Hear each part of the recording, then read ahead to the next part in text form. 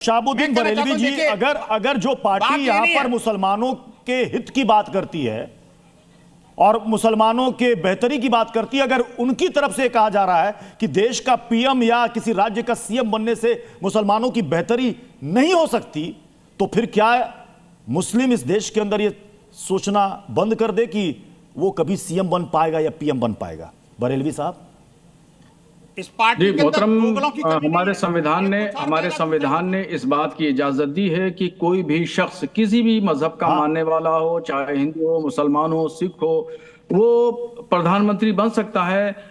मगर हो क्या रहा है कि समाजवादी पार्टी हो या कांग्रेस हो, इन लोगों ने मुस्लिम क़यादत को खत्म करने का प्रोग्राम बनाया है। उत्तर प्रदेश में अखिलेश यादव मुस्लिम क़यादत को खत्म कर रहे हैं, बिहार में तेजस्वी यादव मुस्लिम क़यादत को खत्म कर रहे हैं। तो मुस्लिम क़यादत जब खत्म होगी तो जाहिर बात है नुमाइंदगी कौन करेगा? आरिफ मोहम्मद खान साहब की बात कर रहे हैं, वो तो बहुत बड़े विद्वान, बड़ी अजीम शख्सियत हैं, जब मंत्री रहे, संसद रहे, आज वो गवर्नर हैं और एक संवैधानिक पद पर हैं। उनको अगर कहीं भी का निज़ाम संभालने के लिए दे दिया जाए तो बेहतरीन निज़ाम संभालेंगे।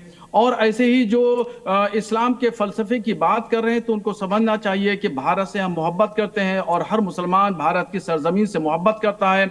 और आला हजरत इमाम मोहम्मद रज़ा फाजिल बरेलवी ने अपनी किताब में, फतवे की किताब में उन्होंने लिखा कि भारत दारुस्सलाम है, यानी भारत सलामती वाला घर है, यहाँ पर कहीं किसी मुसलमान को कोई दिक्कत, कोई परेशानी नहीं। आजादी के साथ में हम तमाम त्योहार हैं। आप भी यूपी से हैं, आप भी यूपी से हैं। 2017 के बाद क्या मुसलमानों की स्थिति उत्तर प्रदेश में बिगड़ी है? क्या नहीं, कोई बिगड़ी नहीं है। जो लोग कह रहे हैं उनके हालात बिगड़े हैं, मुसलमानों की स्थिति कहीं नहीं बिगड़ी है। मुसलमान आजादाना तरीके से अपने तालीमी, सियासी, जो लोग कह रहे हैं, तो समाजवादी पार्टी के प्रवक्ता तारिक जी है, जवाब देंगे। तारिक जी, बरेलवी साहब की बात से सहमत है आप? कह रहे हैं जो लोग कह रहे हैं उनकी हालत जरूर बिगड़ी होगी। देखिए, उत्तर प्रदेश में मुसलमान जैसे पहले था वैसे आज भी है, कोई हालत नहीं बिगड़ी है। और जो लोग कह रहे हैं उनको अपना एनालिसिस करना चाहिए। तारिक जी, जल्दी से इस पर जवाब दीजिए, फिर बाकी दो के मेरा इंतजार कर रहे हैं। मौलाना साहब, बिल्कुल मुसलमानों की स्थिति बहुत अच्छी हुई है। ना मुसलमानों के एक भी घर तोड़े गए हैं, ना उनकी मस्जिदों में ताला लगाया गया है, ना मस्जिद तोड़ी गई है। मुसलमानों के जो बच्चे हैं उनको बड़े बड़े कॉलेजेस में एडमिशन फ्री में दिलवाया गया है। उनकी एजुकेशन के लिए मुस्लिम जो बस्तियां हैं उनके अंदर नए नए स्कूल खोले गए हैं। मुस्लिम जो बच्चियां हैं उनके एडमिशन के लिए सरकार ने तमाम मददें की हैं, तमाम स्कॉलरशिप चल रही है। यही आप कहना चाहते होंगे और यही एजेंडा आप लगातार चैनलों पे आप चलाते हैं, आप बयान देते हैं। बीजेपी के लिखे हुए तारिक साहब, क्यों आप जो है वो गुमराह कर रहे हैं? मुसलमानों को गुमराह करना, तारिक साहब मुसलमानों को गुमराह करना बंद कर दीजिए। किसी मस्जिद में ताला नहीं लगाया गया, झूठ मत बोलिए, झूठ मत बोलिए। किसी मस्जिद में ताला नहीं लगाया गया, झूठ मत बोलिए। किसी भी मस्जिद में ताला नहीं लगाया गया, किसी मस्जिद में ताला नहीं लगाया गया, झूठ मत बोलिए। और आरएसएस के एजेंडे को चला रहे हैं। आपने कह दिया आपने एजेंडा चलाया कि कुंभ मेला, आपने कहा आपने जमीन पर लगा है, आप साबित नहीं कर पाए।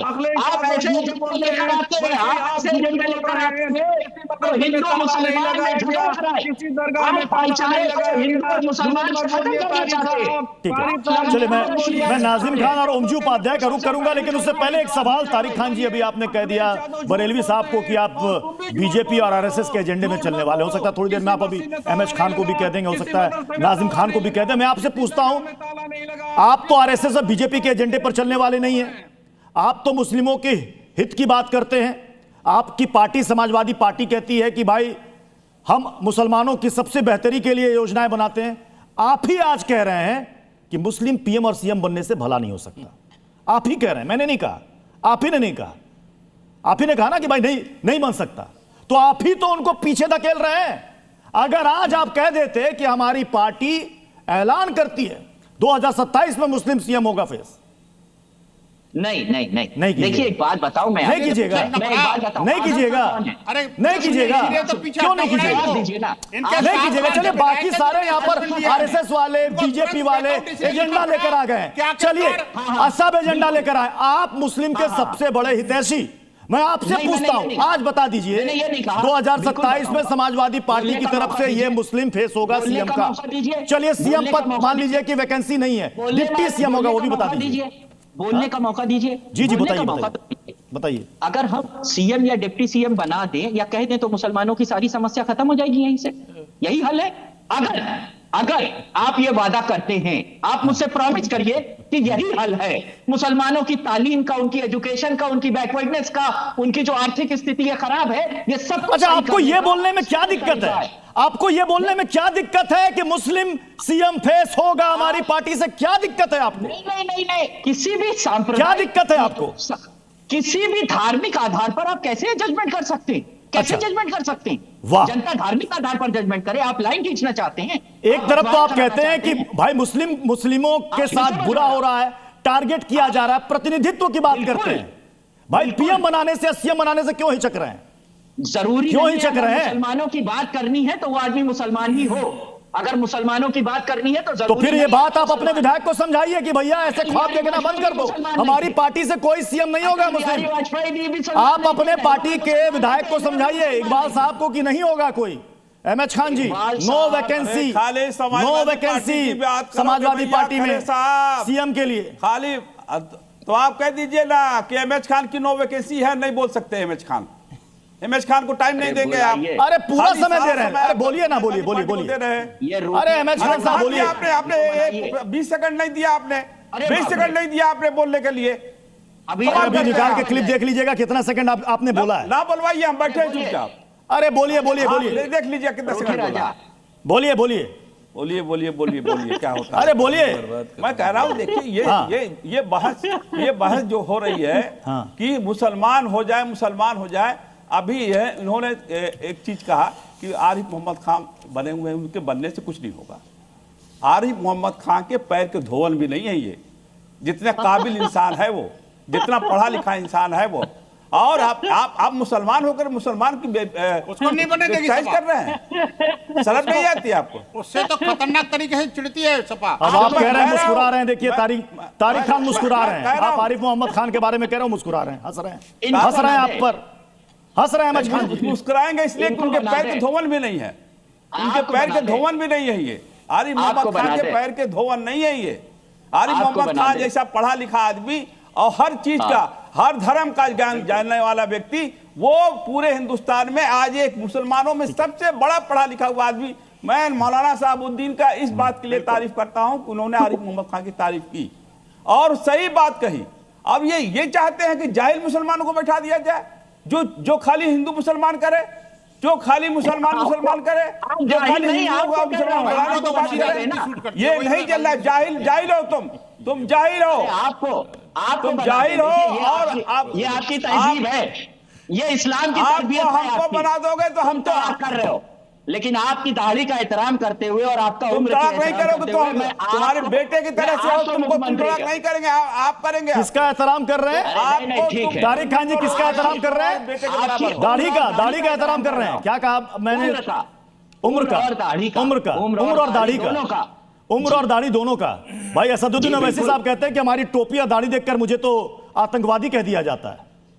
ये तो नहीं, इनाम नहीं, देती है हमें पार्टियां। नहीं ऐसा हाँ? नहीं है। देखिए, अभी मैं आप कह उम्र रहा और हूं, दाढ़ी आरिफ देख रहे हैं। साहब अभी यही कोई बीजेपी के या किसी हिंदूवादी अभी- संगठन के अभी- लोगों ने अभी दाढ़ी वाली बात कह दी तो अभी हाय तौबा मच जाता ना अरे इंसान। ये आपकी भी दाढ़ी विरोधी है, है, आपकी भी इस्लाम दाढ़ी विरोधी है है। ये असदुद्दीन आपकी- ओवैसी कहते हैं मेरी ये टोपी और आपकी दाढ़ी देख करके विरोधी मुझे है, एक्सट्रीमिस्ट कह दिया गया, दोनों। मुझे आतंकवादी कह दिया गया। क्या मैं आतंकवादी हूं? मैं आपसे पूछता हाँ, हूं, नहीं। क्या मुसलमान इस देश में डरा हुआ है, खौफजदा है? 17 के बाद स्थिति बहुत ज्यादा बिगड़ गई है।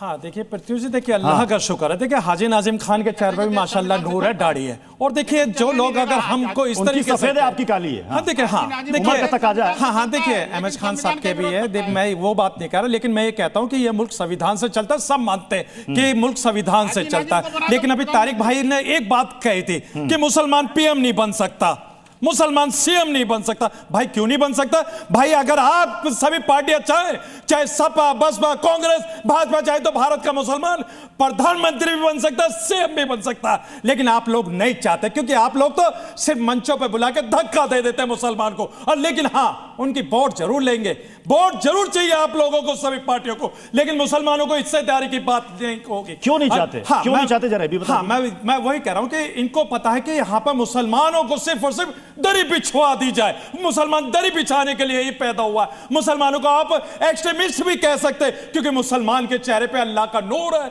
दाढ़ी है, आप कह सकते हैं। अभी जिस तरीके से मेरी बहन भाजपा की ने भी एक ही बात कही थी कि मुसलमानों के लड़के हिंदू लड़कियों को छेड़ते, इस तरीके की बात कही, लेकिन इन्होंने ये नहीं कहा कि हाँ, एक पूर्व विधायक भी था जिन्होंने कहा कि 10-10 मुस्लिमों की लड़की लेकर आए आप, उनको नौकरी की व्यवस्था करी जाएगी, उसके बारे में नहीं बोला, लेकिन सिर्फ और सिर्फ मुसलमानों को ही टारगेट करते हैं। भाई, हम देश के वो सम्मानित व्यक्ति हैं जिन्होंने मुल्क को आजाद कराने के लिए हंसते हंसते फांसी के फंदे चूम लिए, और आज आप हम लोगों को इस तरीके की बात करेंगे। इस देश की सम्मानित जनता इंशाअल्लाह आने वाले वक्त में मुसलमान को प्रधानमंत्री भी बनाएगी और देश के हर राज्य में मुख्यमंत्री। ये कह रहे हैं कि क्या मुसलमान सिर्फ और सिर्फ दरी बिछाने के लिए सभी पार्टियों ने दरी बिछाने वाला बना दिया है?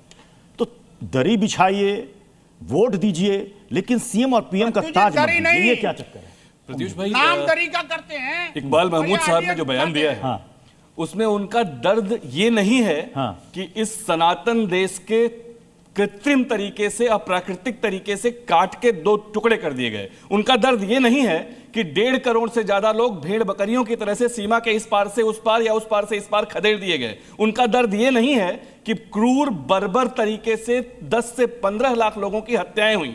उनका दर्द ये नहीं है। उनका दर्द ये है कि अगर पाकिस्तान और बांग्लादेश नहीं बटा होता तो जो 30-35 करोड़ लोग यहां रह रहे होते, मुस्लिम आबादी रह रही होती, उससे मुस्लिम प्रधानमंत्री बन पाते। ये क्या अजीब सी बात है। इस देश ने कहा मुसलमानों को, जो भी इस देश को चाहने वाला, इस देश की को अपनी मातृभूमि मानने वाला मुसलमान है, जिसे भारत माता की जय बोलने में, जिसे वंदे मातरम कहने में समस्या नहीं होती, ऐसी पूरी लिस्ट है। ऐसी पूरी लिस्ट है। नाजिम भाई, मैंने आपको ये कौन सी बात कह दी? नाजिम भाई, ये कौन सी बात कह दी आपने? अरे भाई, देश का बंटवारा हुआ इतिहास से, उसका दर्द हमारे दिल में है। क्यों हुआ बंटवारा? कहां दर्द है?